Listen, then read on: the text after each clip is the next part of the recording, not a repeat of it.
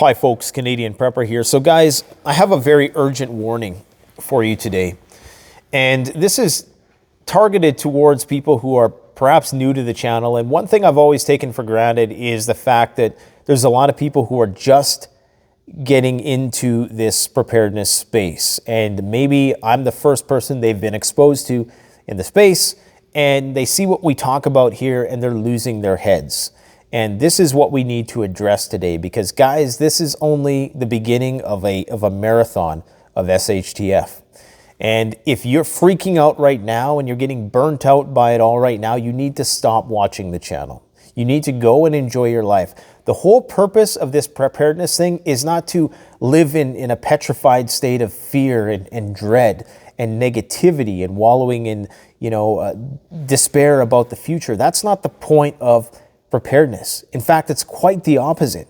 The whole point of this is so that you don't have to live in angst. The whole point of being prepared is so that there's less uncertainty about the future. And if you're walking away from these videos and you're feeling that way and you feel the compulsion to go and make some irrational financial decisions or otherwise because you feel that there's an imminence to SHTF, and I'm going to talk about that in a minute, why, yes, there's an imminence, depending on what time scale you use, but there is still time, and you should always make calm, cool, calculated decisions no matter what.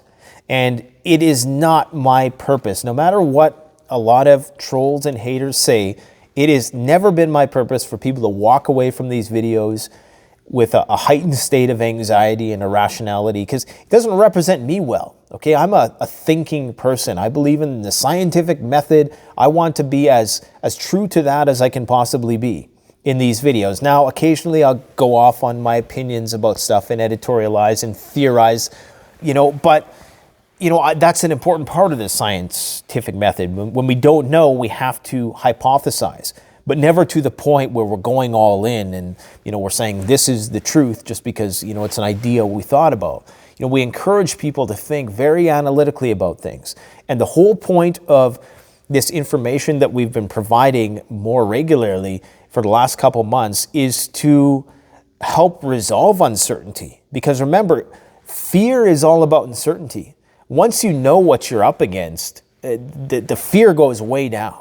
Okay, it's just like the markets. When there's uncertainty, that's when the markets are crazy. Okay, but when there's certainty, even if it's bad news, the markets tend to be uneventful. And so the whole point is that if we can, through our analyses, give people some insight about what is around the corner, then that should, in theory, help you resolve some of that anxiety so you're less anxious. You should not be leaving these videos making hasty decisions. And if you are, then I'm doing you a disservice in some way, shape, or form, and I need to improve. I will, however, say that preparedness is all about personal responsibility. We are all adults, and the last thing I want is for people to burn themselves out because, guys, this is a marathon. This is not a sprint.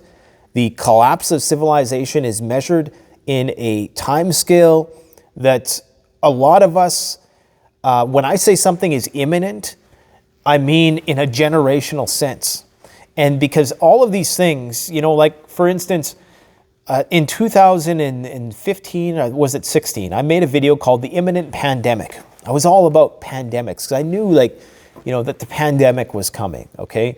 And I was talking about this for the longest time. And when I say the imminent pandemic, if you were in 2015 or 2016, whenever I made that video, and you watch that video and later that year, hey, there's no pandemic. Sure, in a time scale of a year, okay?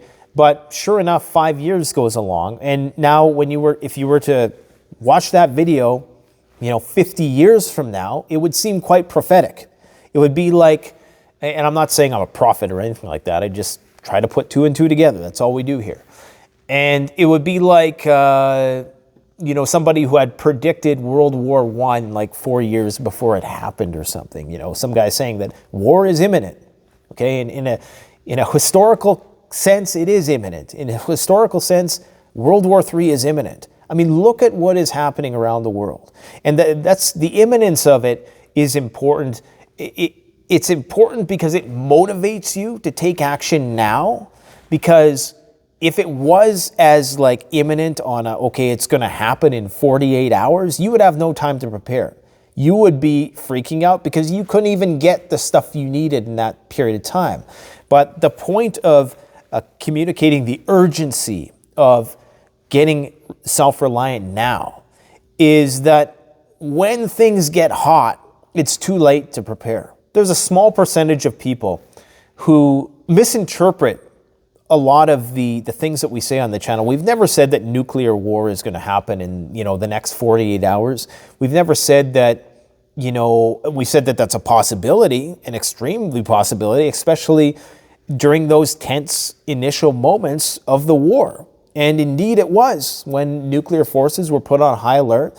We don't even know what the DEFCON levels are. And that's part of the whole fog of SHTF, is that the government's going to do what's right for them. And honestly, I can understand that. I can understand why they would want to create a panic in the population. And I can understand why, they're not going to tell us certain things when it does come to that point where they know that something bad is going to happen. If they tell us the truth, it could be worse for us in the long run. You have to think about continuity of government. I know I'm getting a little off topic, but you need to understand what I'm trying to say is that you cannot rely strictly on these official sources, because we all know that these are by and large mouthpieces for the establishment at the end of the day. And even if they aren't trying to be that through groupthink, just people pleasing, trying to go along to get along type thing. With a lot of these media agencies, that's what it is.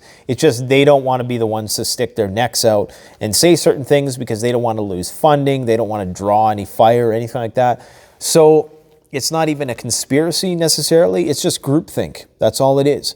And it's important that we have that kind of insight into the future. Now, like I say, if this type of content on this channel is making you afraid, then maybe you need to go back to basics, because it's not making people afraid who are already prepared.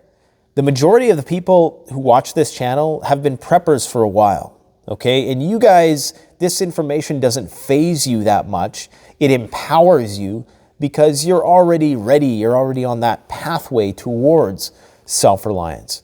But if you're not, it can seem very daunting. It can seem very imminent. So the urgency, on the one hand, it's a good thing that I communicate that, because it's important to motivate people to take action now. Because every day that goes by, when you see what is happening in the world today with your eyes, okay? What's happening with your eyes? Never mind what people are saying. What is happening with your, what do you see in front of you? Okay, you see the rapid buildup of the military industrial complexes around the world. Militaries are preparing for something big. Okay, we see that the climate is getting screwier and screwier every year. We see that the food supply and the supply chain are, on a razor's edge. And the supply chain is incredibly screwed right now. Like, guys, we can't even get racking for our warehouse. There's still problems. We can't even get anything, a forklift. It took us a long time just to get a forklift. Months. And that was a used forklift. So I can only imagine what's happening in the agricultural sector. This decoupling from East and West and this potential world war that is coming is... most people are just not ready for it in this society. And part of the reason why is because most of us have lived fairly cushy existences. If you look at people who are in, take the UFC, for example. The best fighters in the world come from these really hard, tough countries. Nigeria, 3 of the guys who hold belts are from Nigeria. All grew up in harsh conditions. I mean, Francis Ngannou, that guy worked in a sand mine. Okay, do you really think there's anything that can faze that guy? Do you really think there's anything you can throw at him which will be harder to endure than working in the sand mine as a child, only looking forward to maybe getting a hot meal at the end of the day. That's it, with no opportunity for upward mobility or very little. Do you really think there's anything that phases people like that? What about these southeastern Europeans, like the Khabibs and the Chechen guys, like these are guys who, like, between those two, like the Nigerians and the southeastern Europeans, they dominate the sport because they're the hardest, toughest people out there, because they've had to endure hardship without restoration, without resupply. I talked about this in a recent video I did, is, many people, older people know what I'm talking about, but a lot of young people nowadays, they try to simulate the experience of hardship because we need it as human beings. We need to be challenged in order to have any meaning in our life at all. We need to.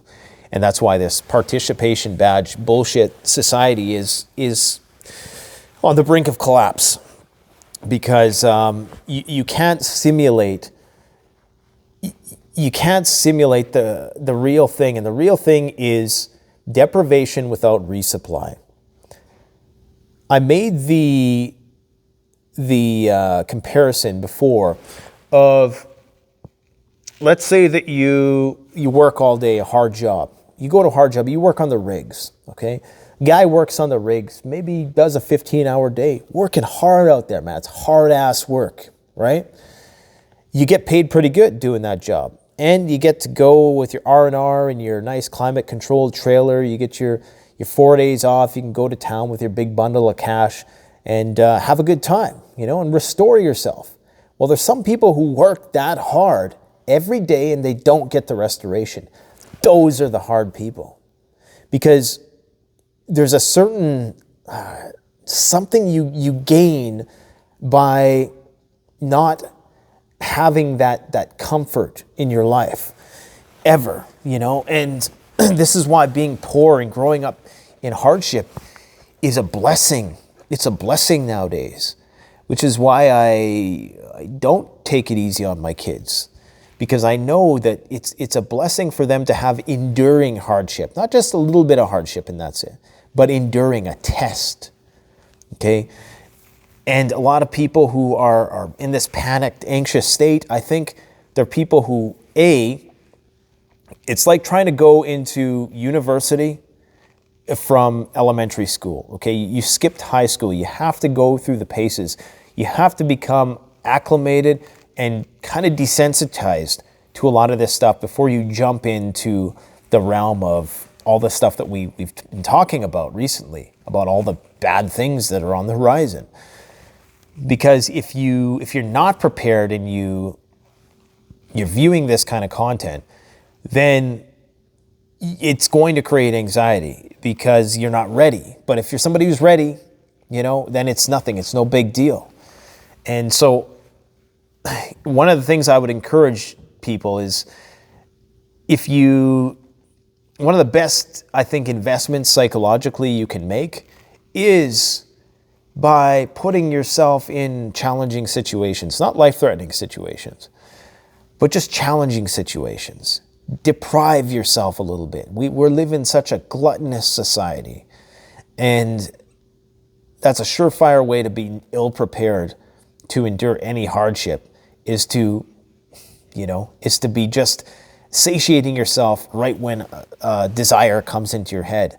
And we live in a day and age where any desire we have in our head, we can basically have it gratified, even if you're relatively poor. We live in a running water. There's some people who, just dream of having running water that comes out of the tap. 2.7 billion people are struggling with water scarcity on the planet right now. 2.7 billion people. And this is why I worry about us winning a war. And this is why I think NATO is afraid of the Russians, because you got to think, we've never really had a serious adversary in war. We've had insurgents, and I'm not saying that that's not, a nightmare in itself. Asymmetrical guerrilla-style war, that's crazy. But to have a war with, actually a formidable foe, we haven't had that in a long time. We haven't had it before nuclear weapons. And look how much, carnage was created in World War II. So just imagine now. I think they're scared, and part of the reason why is, I'm not saying that there's not a lot of Russians who are not westernized like we are, in the sense of they've been softened by all of the amenities of civilization. But I think they're tougher and they're thicker skinned, a lot of them, than we are, because we're soft. Even the tough ones, even the guys who are in the gym, who are, look really jacked, and they're really, the top-notch athletes, they're soft, because, like I said, they've had hardship, but they also have resupply. The true measure of toughness is to have those challenges, but always be like on the edge of death, of, just having your basic needs met. And everybody almost has to have that in their life for a while, so they know what it is, so they know what it's about, so they're driven. Okay, and I fortunately have had that. Believe it or not, I grew up in the ass end of Canada, and there's not a whole lot of poverty here, but there is poverty here. There's some extreme poverty here. Not, we have a welfare state and all this stuff to make sure that, it's very hard to die here, but that doesn't mean that there's not extreme hardship, especially, in the 80s when I grew up. So, another example of this, guys, is, those YouTube videos with the guys in like Indonesia or whatever, they're half naked and they're building, these very elaborate structures with sticks. And all the comments I read, or a lot of the negative comments in there, are like, these guys are using excavators and this and that. And it's because you're projecting your own weakness onto those people.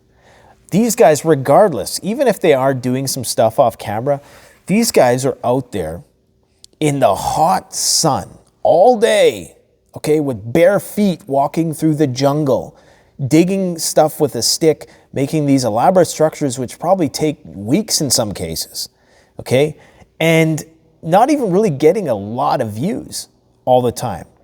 Occasionally they do. They'll get their one video that gets 10 million views every month or so, or a couple months.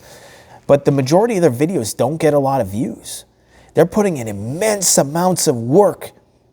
And oftentimes, especially now that the fad is kind of dying out, they're not getting any returns on those views, or on that investment of time and energy. Yet they're doing it, and then you still have these ignorant people who sit behind their computer, who've done nothing, who are so used to the cushy life, criticizing these guys, saying, it's got to be a hoax. It's got to be, there's got to be an excavator over there. Even if that was true, they are still so much tougher and stronger than we are, mentally and physically, because they've endured that hardship.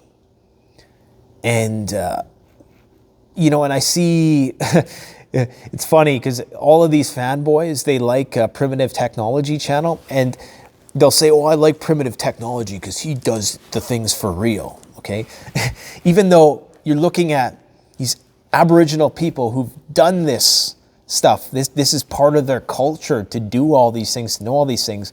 The only reason why they like Primitive Technology is because he's relatable, because he is at a level that's achievable for you. That's the only reason. Yeah, but you when you see the real thing in action, it seems so unbelievable, because we're just pussified people who've forgotten that there's a lot of people who have to bust their ass in order to just survive. Okay? So I know I've kind of gone off on a tangent, but I think these things all kind of tie in together, because the people who walk away from these videos in fear, in angst, in a state of dread and despair about the future, and they get depressed, and they go and they spend like thousands of dollars on preps, and then they feel burnt out at the end of it all. That's not the point. You know, I think those people are stricken with what I'm talking about. They're stricken with this inherent weakness of living a pampered existence their entire life, a relatively pampered existence. And I would encourage you, do not get burnt out, because this is a marathon, not a sprint. This is something measured in time scales, which sometimes the urgency of the thumbnails doesn't do justice to. You need to understand that 2030 isn't far away, okay? 2030 is not far away. Where were you in 2013, 2014? What were you doing in 2014? I'm sure you could remember it quite vividly, and not a whole lot has changed, to be brutally honest. What, you got the slightly marginally thinner smartphone? The graphics are barely noticeably better on these video games. Everything else is the same. People are exactly the same. In fact, we've regressed in a lot of ways. So 2030 is right around the corner. And they're calling for major wars well before that. Again, look at what is happening on the ground. Look at what the maneuvers of the military, where the money is going. Well, people are struggling just to survive. They're talking about increasing military spending in a time where the cost of living is sky high, inflation is nearing record levels, and we've just come out of this crazy 2-year whatever it is. And,